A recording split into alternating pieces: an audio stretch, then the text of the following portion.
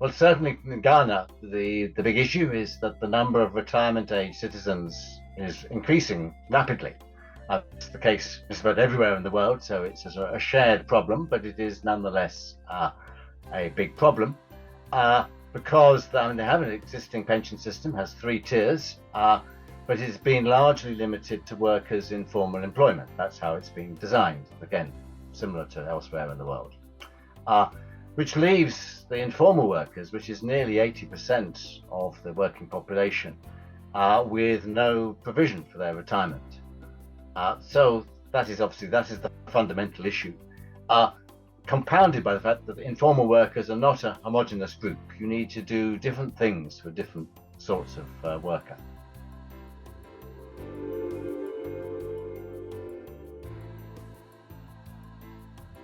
It's a big question. Ghana has a lot going for it.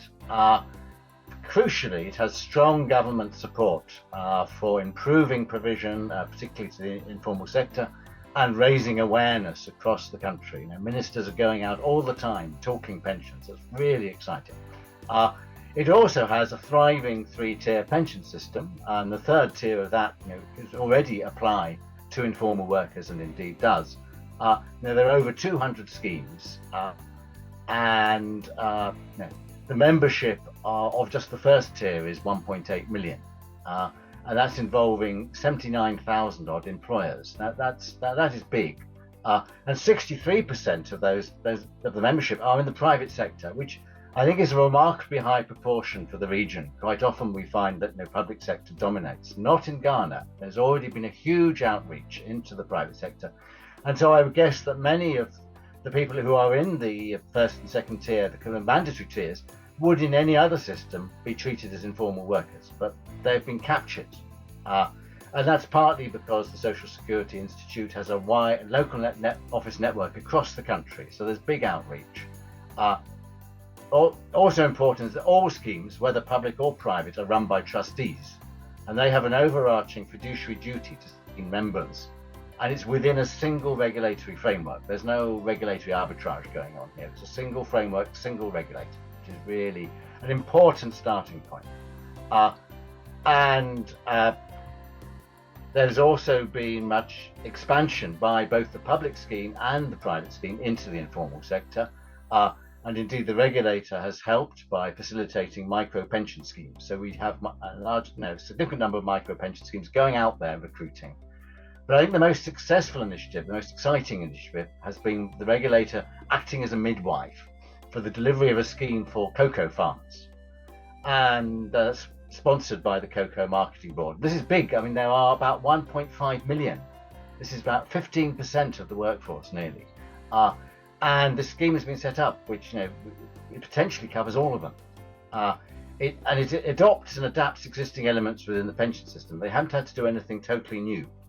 But what is perhaps new is that they have quasi-employer contributions. It's very hard to have employer contributions in the informal sector, but because the marketing board makes a profit from its activities, some of that profit is now going in as employer contribution.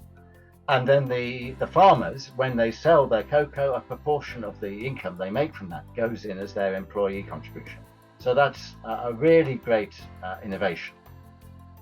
In terms of technology, obviously the whole system is well technologically enabled, and it is only enabling cost-effective expansion into the informal sector, which is obviously tricky because individual accounts are commonly small.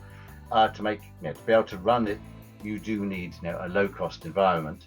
Of particular value, I think, has been the introduction of a national ID system. It's the IT-enabled ID system, the Ghana card, and that reduces costs and facilitates the use of mobile money platforms, which have been rapidly growing in Ghana.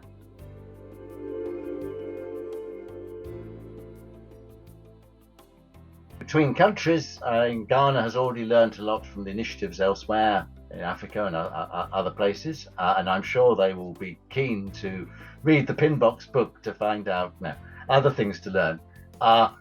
I would tell you one of the key interesting things about Ghana is it's the variety of approaches they've adopted. They've let 1,000 flowers bloom, as it were, taken from what others have done, And I'm hoping that other countries, other policymakers from elsewhere will learn a lot from what Ghana has done, because they've done so many different things.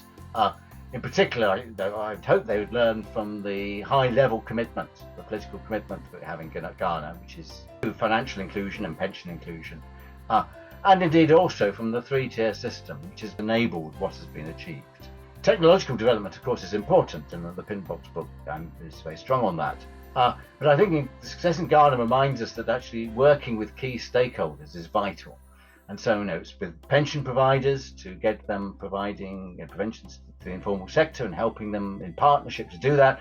And it's people like the Ghana Cocoa Board who have been brought in as a sort of a surrogate employer to enable that massive expansion of pension inclusion.